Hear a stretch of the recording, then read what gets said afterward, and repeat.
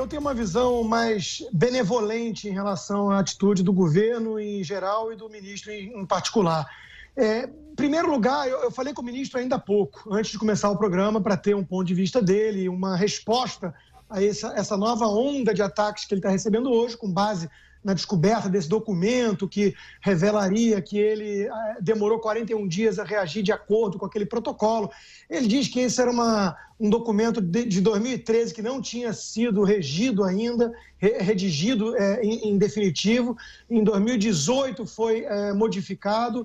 E o ponto é o seguinte: trata-se, de fato, de uma tragédia criminosa ou acidental sem precedentes, né? Então, desde o início, de fato, há aviões sobrevoando que até hoje não conseguem, segundo ele, identificar as manchas de óleo para saber para onde está indo, porque é um óleo que fica abaixo da superfície e não é identificado por esses radares ou por esses aviões.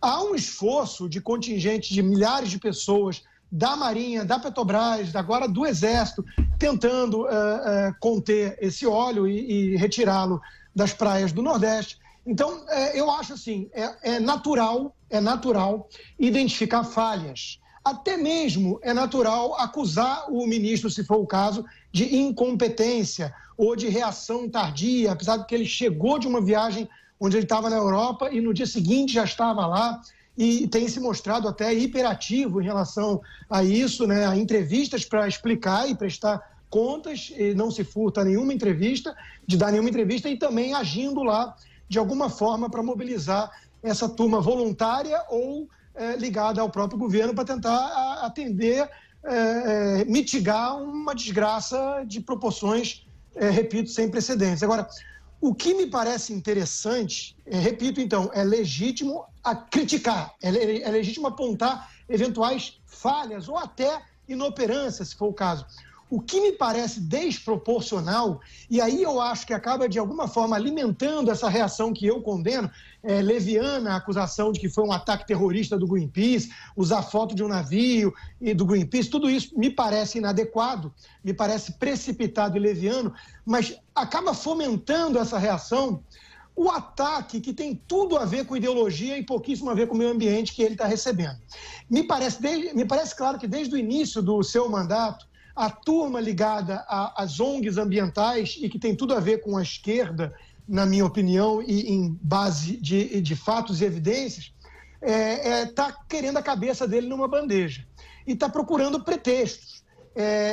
Quando tiveram as queimadas na Amazônia, não importou muito que havia uma média de acordo com 15 anos, não importou muito que havia uma tendência nessa época do ano, não importou muito que outros países com floresta amazônica estavam queimando também. Nada disso importou. Ficou muito evidente, e foi tema dos nossos debates, de que houve uma politização e uma ideologização muito grande do debate. O mesmo se vê agora.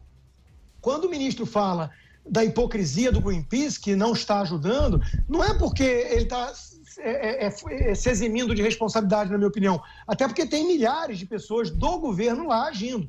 É para mostrar justamente que essa turma gosta de retórica e discurso e não de práticas. Outra coisa que eu tenho convicção também, e desafio alguém a me convencer do contrário, é de que se fosse um governo de esquerda, se fosse o Lula no poder, obviamente a reação não seria a mesma.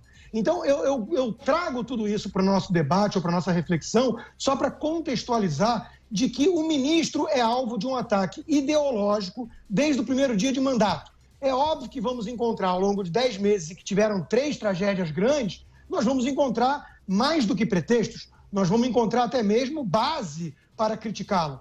Mas a forma que está sendo feita a crítica, quem está fazendo a crítica do jeito que está fazendo e a motivação, tudo isso me leva a crer que tem muito mais ideologia por trás do que preocupação legítima com o meio ambiente. Veja, eu já citei e eu repito, frase de um fundador do Greenpeace, Patrick Moore, ele é fundador do Greenpeace. O Greenpeace se transformou num instrumento para impedir o desenvolvimento em países não desenvolvidos.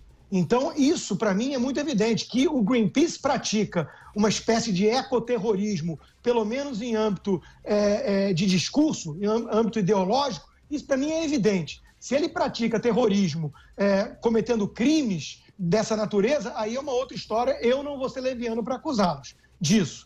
Mas os crimes intelectuais, eu tenho certeza que o Greenpeace é culpado de todos eles. Ele realmente representa um entrave ao progresso das nações subdesenvolvidas ou em desenvolvimento. Então, isso é o que eu queria trazer apenas para a nossa reflexão aqui. O Greenpeace, de fato, em nada ajuda.